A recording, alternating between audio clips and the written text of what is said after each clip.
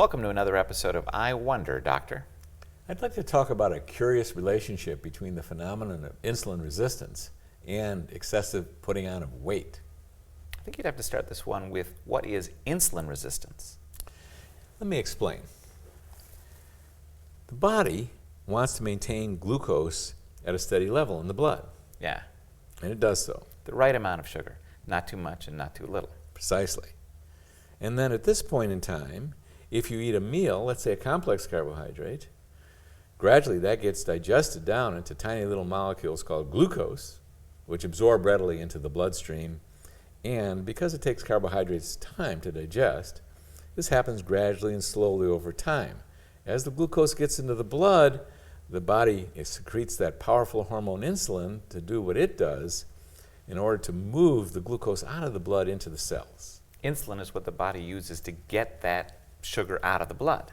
And into the cells. Yeah, So the insulin rises gradually, and then over time, eventually all the glucose in those complex carbohydrates is digested and absorbed, and the blood glucose level returns to normal, optimal, and the insulin level falls back to its low basal level, right.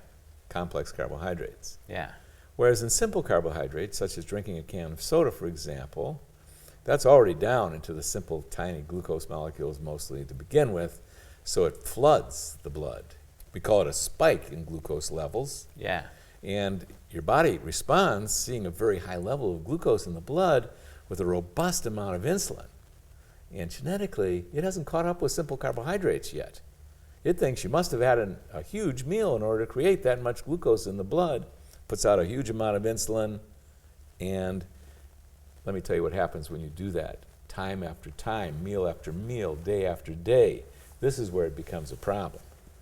Because you're shocking that glucose insulin regulating mechanism, you're actually putting too much pressure on the cellular insulin receptors, and they eventually get resistant to that loud burst of output. it's kind of like the boy who cried wolf.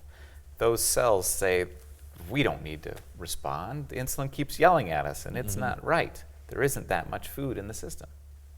And the receptors get resistant to the insulin you're putting out, Yeah, and the body has to compensate for that because the blood glucose will stay elevated, so it puts out more insulin.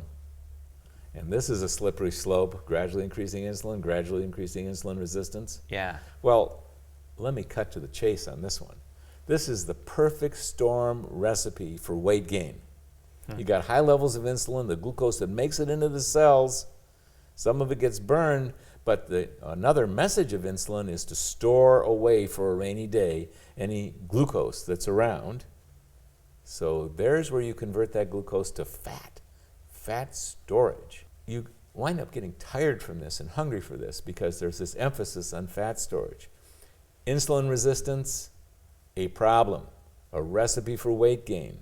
And also, for those of you who have diabetes, a very common phenomenon when being overweight, you're going to start recognizing the similarities going on here. In fact, the phenomenon of insulin resistance is so tied to overweight and diabetes that some medical professionals have coined the term diabesity.